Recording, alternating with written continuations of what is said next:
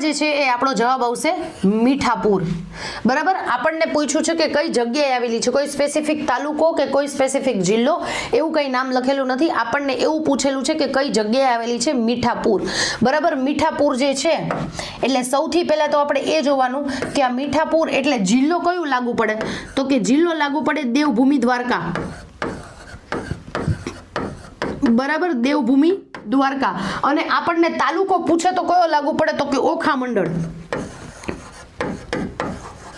બરાબર, કયો તાલુકો લાગુ પડે, તો કે ઓખા મંડળ। ઓખા મંડળ તાલુકાની વિશેષતા શું છે?